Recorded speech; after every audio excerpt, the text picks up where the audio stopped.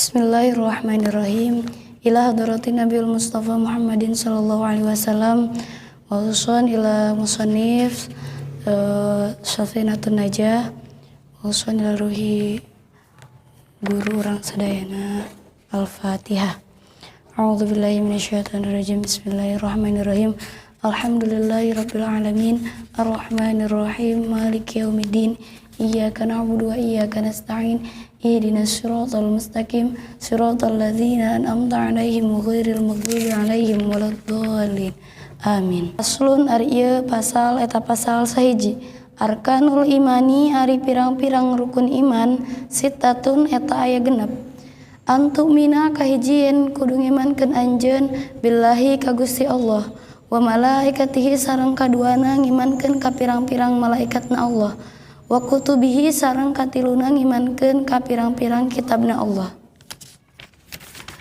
wa rusulihi sareng kaopatna ngimankeun ka pirang-pirang rasul Allah wa bil yaumil akhiri sareng kalimana ngimankeun kana poe akhir wa bil qadari sareng kagenepna ngimankeun kana papasten khairihi tegasna alusna itu qadar wa syarrihi sareng gorengna itu qadar minallahi eta tetep di Gusti Allah ta'ala barenan ngahaja maha luhur Gusti Allah.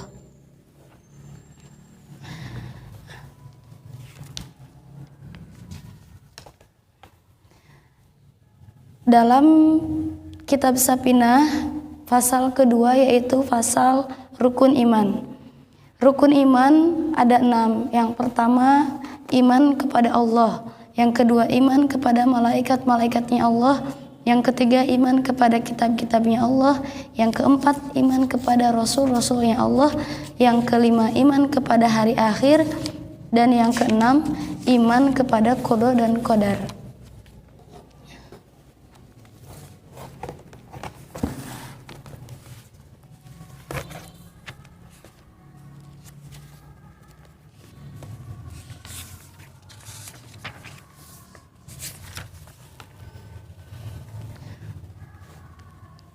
Penjelasanna ngangge bahasa Sundanya.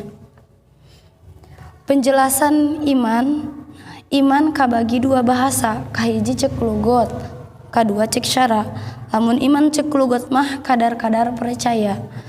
Kadua iman cek syara nyaeta atas diku bijami'i ma jaa bihin Nabi sallallahu alaihi wasallam mimma ulima minad dini bidarurah.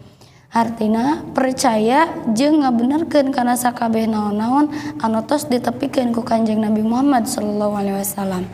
Nyatana perkara anu tos kamaklum dina agama kalawan nemrak.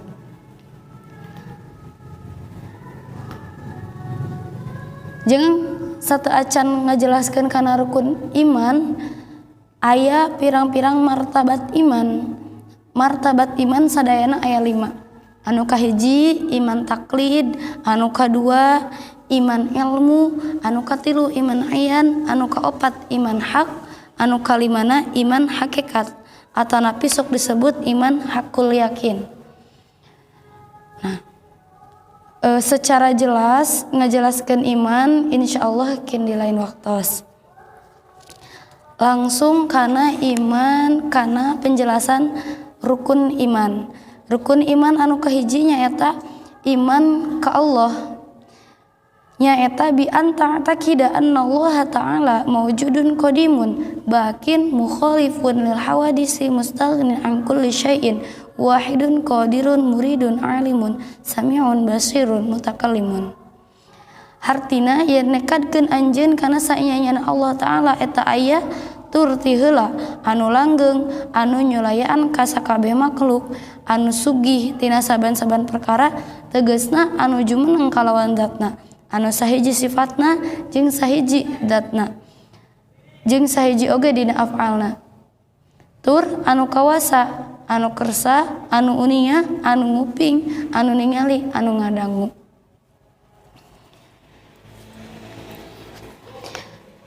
Rukun iman kadua nyaeta iman ka pirang-pirang malaikatna Allah. Antuk minabillahi wa malaikatihi. Nyaeta iman ka malaikat Allah teh huwa bi anta taqida annahum ajsamun nuraniyatun latifatun laisu dzukuran wala inasan wala khusasa la abalahum wala ummun lahum ila akhirih. Jadi malaikat jadi ngimankeun yen nekadkeun anjeun kana saenyana malaikat teh eta pirang-pirang jisim anu bangsa cahaya anu lemes. Nah, malaikat teh sanes lalaki, sanes istri, sanes oge wandu. Jeung malaikat oge teu gaduh bapa, teu gaduh indung, teu gaduh anak jeung saterusna. Ari seueurna malaikat anu wajib dikanyahokeun eta aya 10. Sapertoskeun adoman anu tos aya.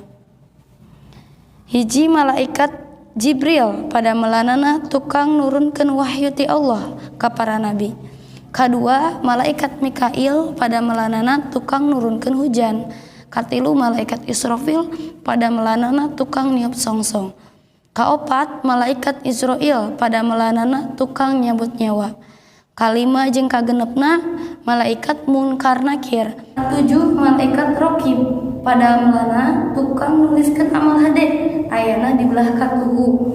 Kadalapan malaikat Atid pada melanana tukang nuliskeun amal goreng anu aya di belah kencan. Kasalapan malaikat Malik pada melanana tukang ngajaga pintu neraka. Kasapuluh malaikat Ridwan pada melanana tukang ngajaga lawang surga. Ari anu Abdulna nyaeta malaikat Jibril sehingga dongkapna ka pirang-pirang nabi oge eta 24.523 kali.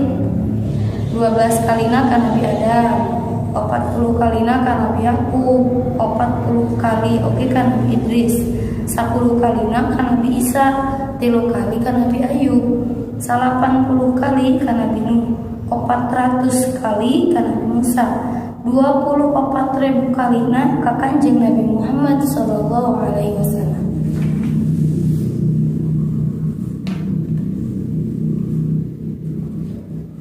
Rukun iman anu katilu nyata iman kana pirang-pirang kitabna Allah. Ari maknana iman kana kitab Allah nyaeta at-tasdiqu bi annaha kalamullahi al-munazzal ala rasulihi alaihim assalatu wassalam.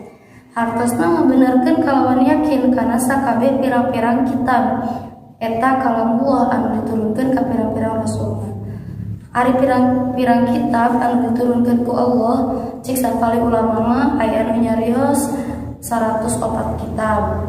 Aya oge anu nyarios 114 kitab.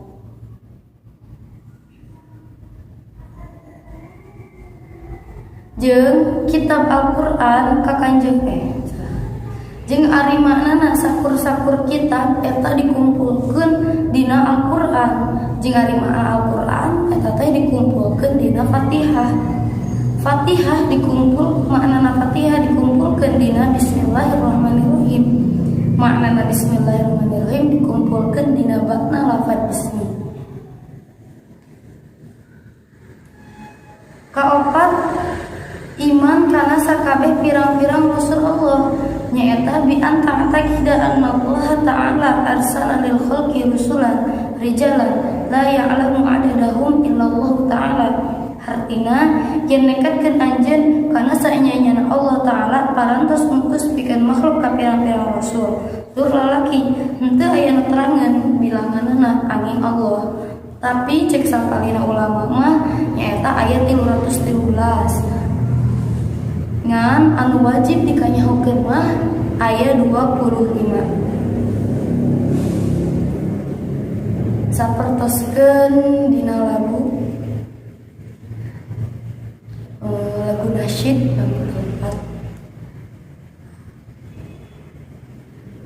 Adam, Idris, Nuh, Hud, Saleh, Ibrahim, Lut, Ismail, Ishak, Yakub, Yusuf, Ayub, Su'aib, Musa, Harun, Zulkifli, Daud, Sulaiman, Ilyas, Ilyasa, Yunus, Zakaria, Yahya, Isa, wal akhirul khatimul anbiya, Muhammad al-Mustafa.